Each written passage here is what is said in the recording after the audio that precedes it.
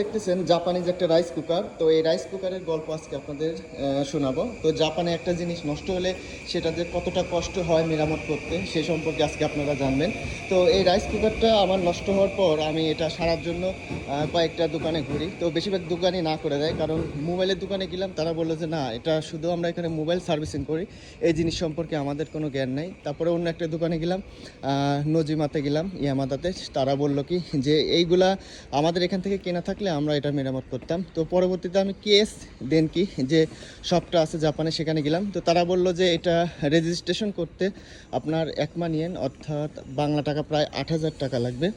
তো 8,000 টাকা এবং 2 সপ্তাহ সময় লাগবে। তো পরবর্তীতে আমি এটা আর সারি নাই, কারণ এত একটা সমস্যা যে এই একটা ছোট একটা জিনিসের জন্য আমার এত টাকা পে করতে হবে এবং 2 সপ্তাহ সময় ওয়েট করতে হবে। তো জাপান লাইফে এরকম যে কোনো জিনিস মেরামত এবং সারার কাজ অনেক কঠিন। তো এটা এখন ফেলে দেবো, কারণ ফেলে দেওয়া ছাড়া এর কোনো উপায় নাই, আর নতুন একটা কিনতে হবে। এভাবে জাপান লাইফ চলে, অনেক কঠিন এবং কষ্টকর।